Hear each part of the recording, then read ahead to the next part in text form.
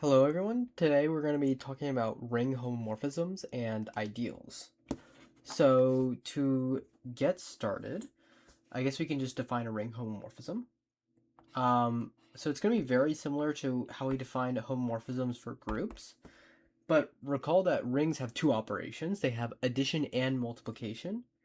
So we're going to want a ring homomorphism to interact with both of those properties. So a ring homomorphism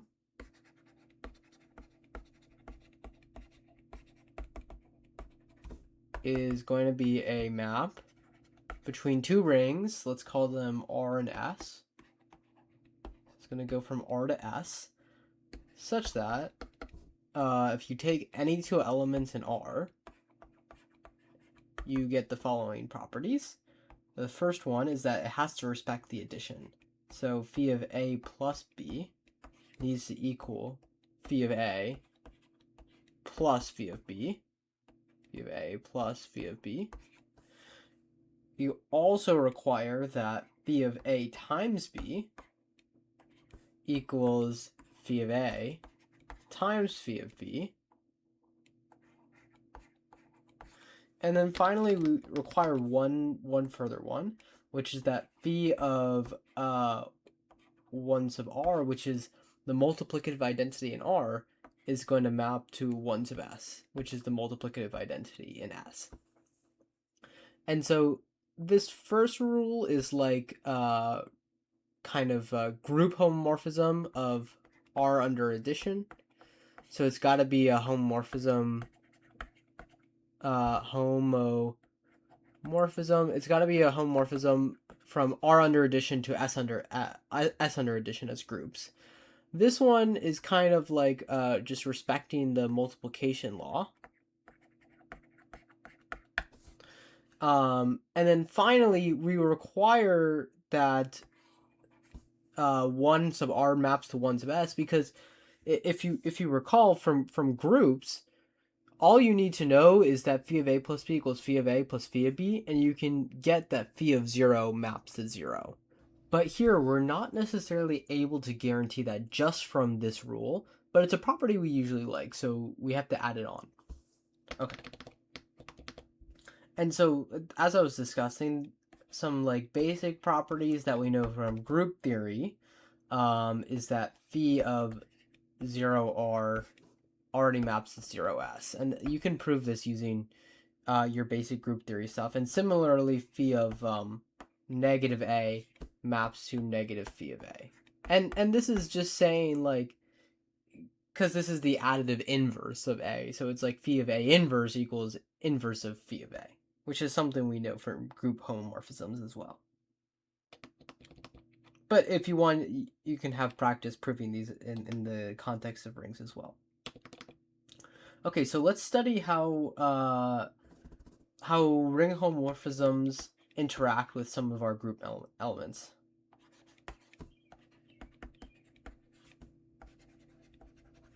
Homomorphisms interact with group elements.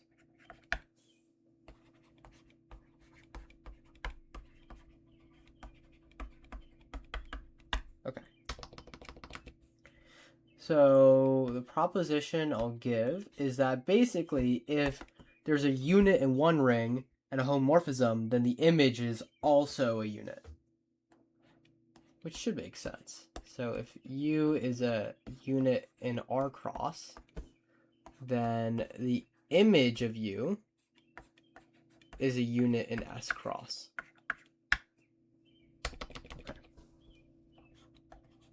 Okay, so being a unit in R cross means there exists a U inverse in R cross, such that U times U inverse is 1. So I can use that by saying, so phi of U times U inverse equals phi of 1. Okay, I'll write 1 sub R. But we know from the third rule of ring homomorphisms that 1 sub R maps to 1 sub S. And we also know from the second rule that we can split up a multiplication as phi of U times phi of U inverse. equals this. And thus, there exists, I mean, like all this is saying is that, like, literally phi of u inverse equals phi of u inverse. Because you multiply one by the other and you get 1 sub s, which implies that phi of u is a unit. It has an inverse. Great. Okay. Another important thing to study from ring homomorphisms is to study the kernel. So let's study the kernel of phi. What properties does it have? Okay. And I'll give another proposition. If A and B are in the kernel, then we get A plus B is in the kernel. So it's closed under addition. And we also get, if A is in the kernel, then I can take any element R in my ring. So for all R in R, R times A is also in the kernel of phi. Okay. Let's prove this. Okay. Okay, so, well, I mean, clearly, if you take phi of A plus B, then we know this is phi of A plus phi of B, and this one goes to 0, and this one goes to 0, so the total sum is 0. And thus, A plus B is in the kernel, which implies A plus B is in the kernel. Okay, now we take R in R, and we observe what happens to phi of R times A. Phi of R times A is equal to phi of R times phi of A. But we know that phi of A is 0. So this is equal to phi of R times 0. And anything times 0 is just 0. So we don't even care what phi of R is. It doesn't matter because we're multiplying by 0. So we always get 0. Which implies that R times A is in the kernel of phi. Okay, right.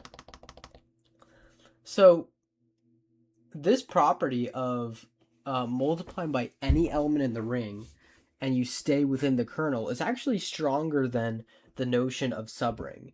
So if you recall, a subring only requires that you are closed under mult within the subset.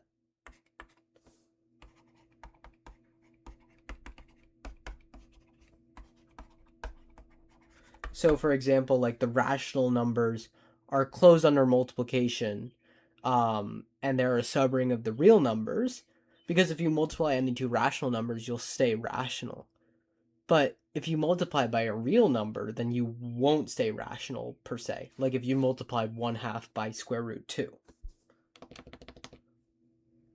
The kernel is actually a little bit stronger than this.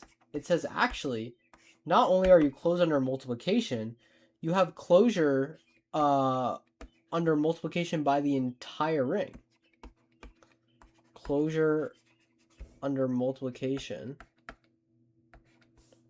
by the entire ring.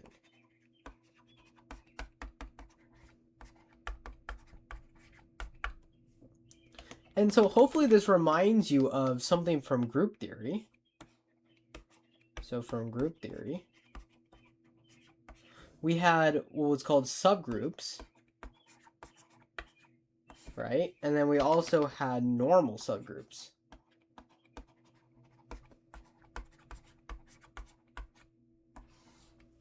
And so the subgroup basically required that you just needed to be closed under multiplication, similar to like a subring. But a normal subgroup, which the kernel of a homomorphism is a normal subgroup, if you remember that, has this added property where like GHG inverse needs to still be within my subgroup. And so you can kind of think of this as like being a stronger property than just a subgroup, where you need to like require some kind of multiplication by the entire group needs to stay inside. And so that property, that kind of idea extends to ring theory as well. And so maybe it's a good idea to have a definition for such objects. So that's what we're going to do. Definition. An ideal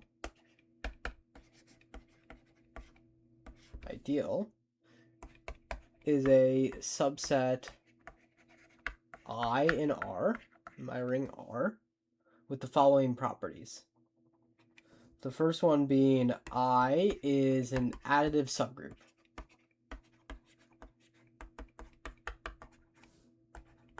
Subgroup of my ring under addition.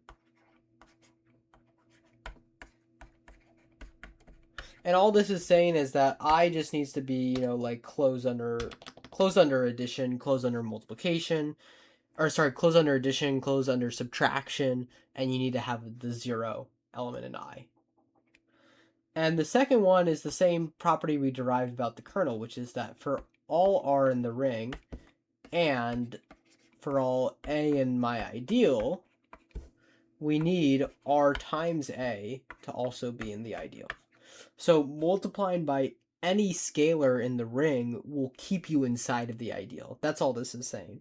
It's like you can take any multiple of the element and it'll stay inside of the ideal. And so, a basic corollary of this definition is that the kernel of phi is an ideal. It's an ideal. Okay, great. So the name ideal is kind of curious. At least it was to me when I first learned it. So I want to give like a very brief side note on like kind of why we call ideals ideals. I can't give like a complete description because it requires some extra knowledge, but I'll give somewhat of a description. Why are ideals called ideals?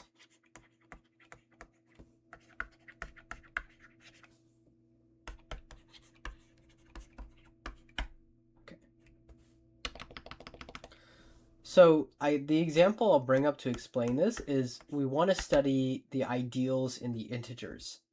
So what are the ideals in the integers?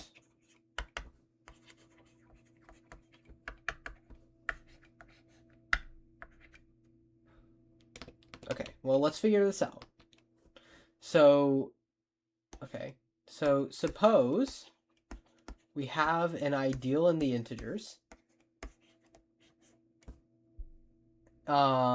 And let's suppose that it's not completely 0. So there exists, or I guess I can just say I is not equal to 0.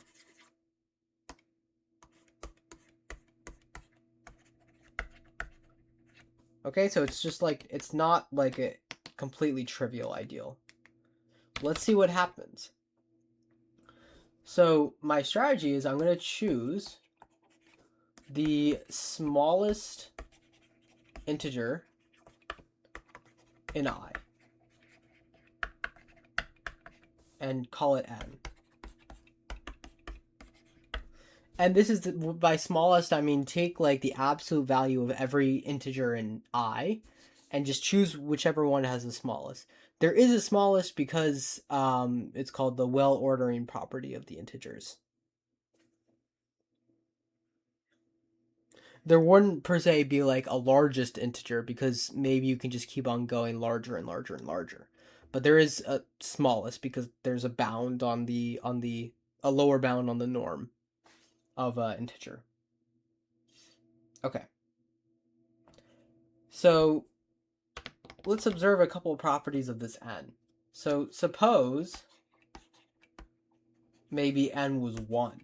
So we know we're choosing something larger than 0. I guess I should say that. Call it n not equal to 0. So let's suppose n is 1. Okay, well, since I is closed under multiplication, I can take any m in the integers, and I know that m times n needs to also be in my ring, right? Because I can take basically any multiple of n, and it should stay in the ideal. I said ring, I meant ideal. But n is 1, so that just implies that m is in the ideal, which implies that the ideal is all of z, because I just took any integer and I showed that integer is in I. Okay, so that handles the n equals 1 case. Now, let's say n is greater than 1. Okay. So, since I can take any multiple of n, I know n, 2n, 3n, 4n, so on and so forth, even negative n, negative 2n, negative 3n. These are all in the ideal, right? Because I can take any multiple. Which implies that I can just, write all of these guys as nz. These are all multiples of z, or all multiples of n. This guy's a subset of my ideal. I want to show that these are actually equal to each other. Okay. So to do that, we're going to suppose there's something which is an I but not an nz. Suppose there exists m in I without nz. Okay?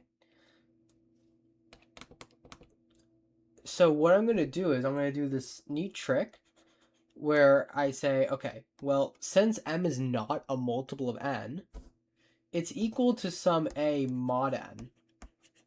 So I'm going to reduce it mod n, and I know it has to have some residue, which is non-zero, where a is not equal to 0.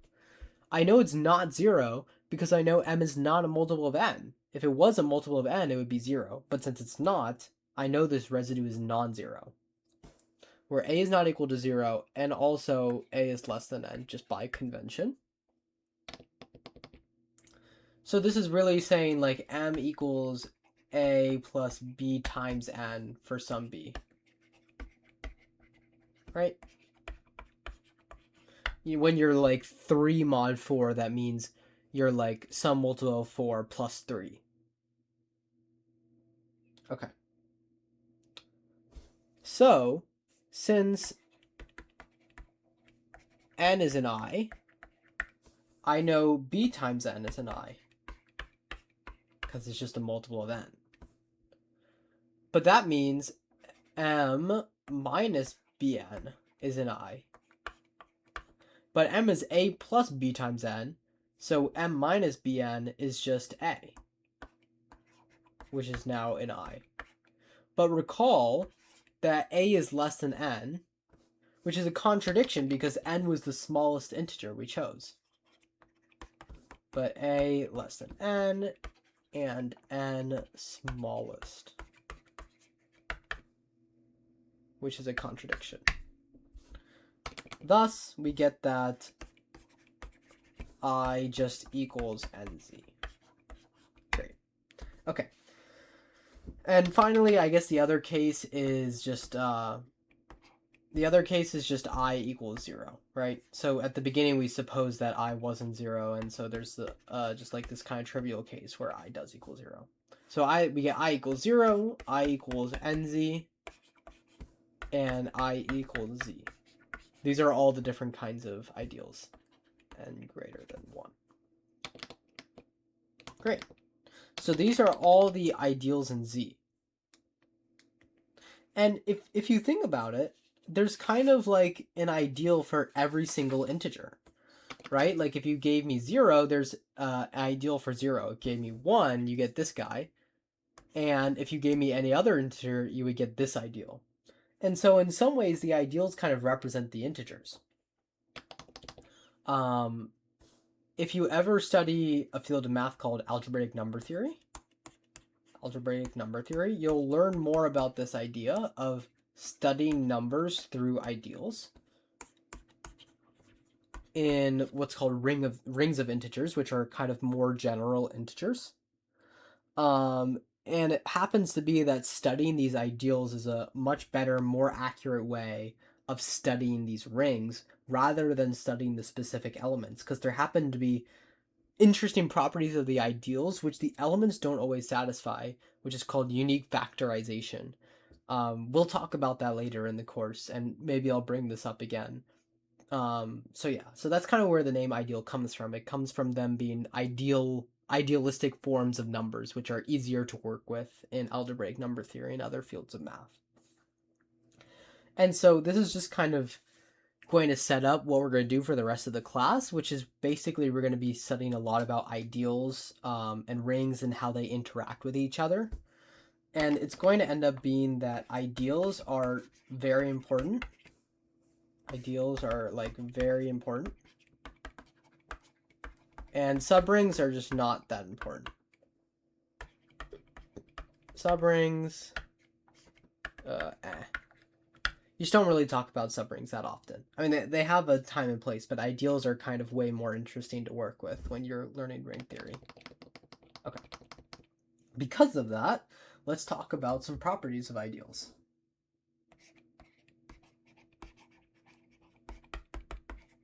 Properties of ideals.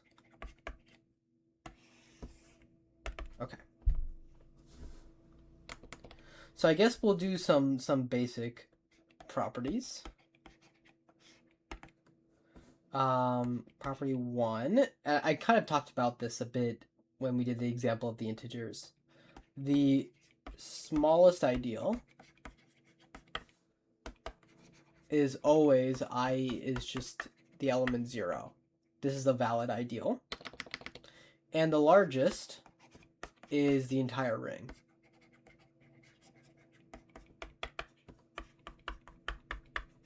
Both of these are valid ideals. I mean, clearly the entire ring is an ideal, right? It's just then it ends up being the same as being a subring, basically. And 0 being the smallest also makes sense because really essentially the only requirement is that you be an additive subgroup, and 0 is the smallest subgroup. And if you multiply anything by 0, you get back to 0. So it just stays within the ideal. So it's totally valid.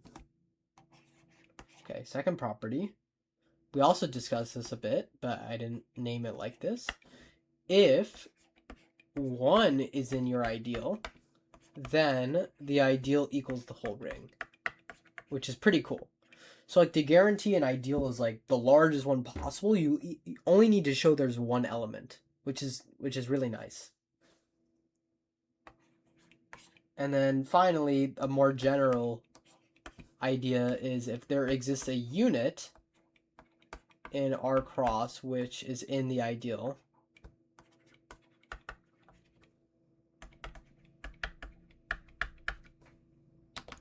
then we also get that I equals R. And this is roughly the same idea as 1 being an I. Okay, I'll prove property 2 and 3, and I'll leave number 1 as like maybe a little, just think about it for a second. Okay, so we want to show if 1 is an I, then I is an R. Okay, so suppose 1 is an I. Similarly to what we did with the integers, take any ring element. Okay, and now what we're going to do is we know that R times 1 needs to stay in our ideal because it's closed under multiplication by any ring element. But R times 1 is just R. So we get that R is in the ideal as we wanted. So I equals R. Now for property 3, if there exists U, which is in both R cross and my ideal, then choose U inverse in R, or I could say R cross. And once again, we're closed under multiplication by any ring element. So I'll just choose a very helpful one. and multiply my element u by u inverse. So u times u inverse is in the ideal, which implies that 1 is in the ideal, and so from above, I is R. Great. So this is kind of nice to just have in the back of your mind that, like, to show an ideal is like the largest one possible, it doesn't end up being too hard mechanically. You just need to show there's a unit, or like that 1 is in the ideal. Okay. Another thing I'll discuss about ideals is something called generating sets.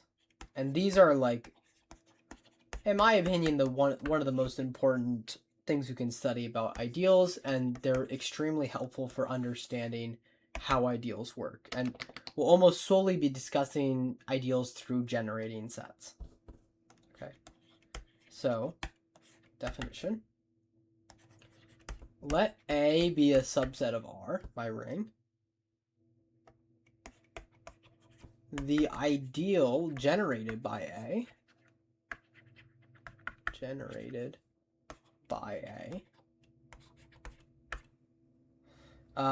denoted, you put some parentheses around A like this, is the smallest ideal containing A. Sorry. Containing A.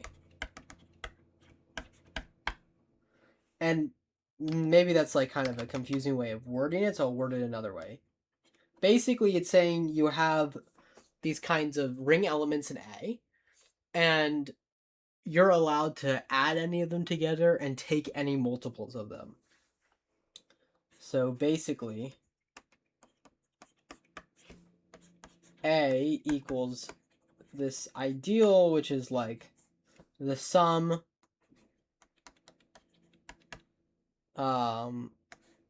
where Ri is in R and Ai is in A. So you can take any multiples of elements of A and you can sum them all together in any way that you want. Okay.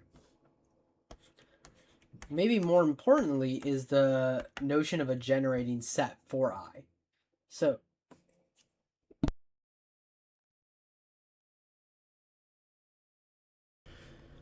okay. So a generating set for I is a generating set for I, the ideal I, if I can just be represented exactly by A. And finding generating sets for ideals ends up being like a very, very important task to do, which can simplify the way we understand ideals. And often we'll just define ideals as generators. Okay, so let's do an example of finding a generating set. So let phi be a map from polynomials, real polynomials, just real numbers, which is going to just take the constant term.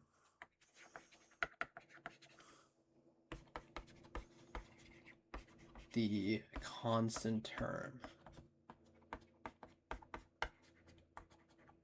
of a polynomial f of x. Constant term is a real number, so this is a homomorphism from R of x to R. Feel free to show this as a ring homomorphism. I'm not going to do it here right now. So the question is, can we find a generating set? So the question, find generating set for the kernel of phi. Okay. Well, we see that for all f in the kernel, f has no constant term, which means that I can factor out an x. So like f equals like x times g of x for some g of x, which is kind of just like f of x divided by x. Okay, and this implies that f is just a multiple of x, right? So, it implies that f is in the ideal generated by x.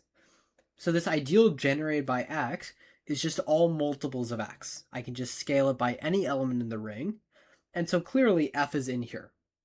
And so that implies that the kernel is a subset of this ideal. Now I want to show the other inclusion. So let g of x be something in this guy. But that implies that g of x equals x times some h of x, right? Because this is just any multiples of x. And so that means that g of x has no constant term. So phi applied to g equals 0. So g is in the kernel of phi. And thus we get that the kernel of phi is exactly equal to this generating set. Great. And so now instead of thinking of it as the kernel, you can just think of it as like this ideal generated by x, which is a much easier way of thinking about the ideal. Okay. So to end off, I just want to talk about some interesting operations we can do with ideals, and then I'll leave off with some exercises you can work on to get a better feel for ideals.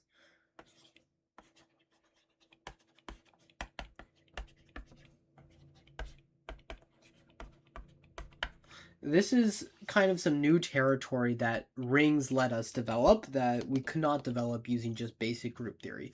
So there wasn't like a, I mean, there was kind of a way. There's a way to maybe take the product of two normal subgroups, but it's much easier to understand how to do these things when it comes to ideals. Okay, so the first operation is I can add two ideals. And this is just going to be pretty basic. Just take an element in I and add an element in j. So it's all those elements I plus j, where I is in I and j is in j. Okay, 2. The second operation is I times j, which is going to look like basically you can take any product of elements and you can add any products of those elements. So it's just going to be the sum of like AK, BK, where AK is in I and BK is in J. So once again, you can take any product of something in I and something in J, and then just for convenience, we allow you can take any sums of those products. Okay, and here's one part where generating sets really come in handy. So suppose we have generating sets for I and j. So I equals like a1 through an, and j equals b1 through bn. Then we get that 1, I plus j, which we know I and j both have generating sets, and so the point is like doing these operations, can we rewrite these new ideals also using generating sets? And we can. I plus j is equal to a1 through an, comma, b1. Oh, I should make this bm. b1 through bm. Because we don't know necessarily that the length of these two generating sets is the same. Okay, so doing addition just simply like unions the generators. And 2, I times j is just going to be equal to, I guess I'll write it as a, where a is all ai times bj. I less than or equal to n, j less than or equal to m. So this one is generated by all like pairwise products of the generators, which makes sense. Okay, let's do a basic proof of these. So, okay, well, clearly we see an I plus j. Each AI is an I, and 0 is in J, which implies that AI plus 0 is in I plus J. So AI is in AI is in I plus J. Similarly, it follows that BJ is in I plus J. So it definitely follows that this generating set, A1 through AN, comma B1 through BM, needs to be a subset of I plus J. Because I plus J contains all of these guys, and since this is the smallest ideal containing these guys, this one is at least larger than that. It might be equal to, but it could be larger. But we'll actually show that it is equal to. Okay. So since it contains all of these guys, it's a subset. Now, take an arbitrary element I plus J and the ideal I plus J. We know that we can split I into its generators and J into its generators. So I is equal to some sum of like Ri AI, and J is equal to some Si, or let's say Sj Bj.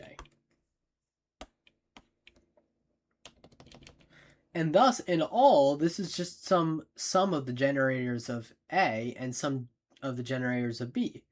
So this is in A1 through AN, comma B1 through BM. And so we get, finally, that I plus J equals A1 through AN, comma B1 through BM. Okay, a similar argument follows for the product. I'll just go over it very quickly. I times J is like all of these pairwise products. AI, or I said AK, BK, where AK is an I and BK is a J. But observe that we can split up AK into generators and BK into generators. And once we take the product of these, splitting them into generators, we're just going to get a bunch of these cross terms of like AI times BJ. And so clearly I times J is contained in this product of AI BJs, of the generators. And similarly, since we can take any products of elements, AI times BJ is in IJ, just by definition. So AI BJ is a subset of I times J, which implies that they're equal to each other, where A is this all combinations of pairwise products.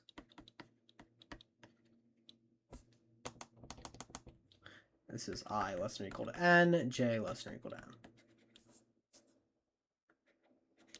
Great. Okay, I'll leave you off with some exercises to work on. First exercise is show that if R is a field,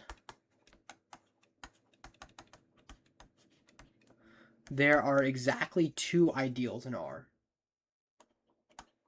Exactly.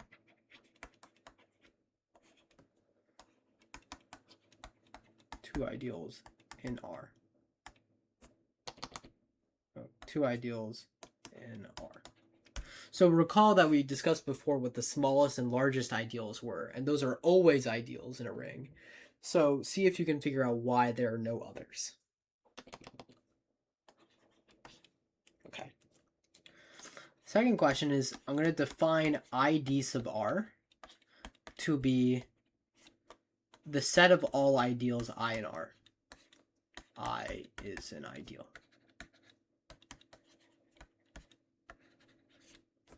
So this is just some kind of set. It's a set of all the ideals. So sometimes, like if R is a field, question 1 is saying ID of R is equal to just 2 elements. I wanted you to actually show that, well, I'll frame it this way, just to not make it so obvious. Is ID of R with the operations we discussed above, plus and times of ideals, remember you can add ideals and multiply them, a ring? So it seems likely that, like, we have 2 operations. This is like the perfect setup to define a ring, a set with 2 operations that makes sense. Your goal is to actually examine whether this object is a ring. And third question, I want you to try to characterize, similarly to how we did all ideals in Z, characterize all ideals in Z squared. Okay, I hope that's enough exercises for you guys to get practice using ideals. Thanks for watching.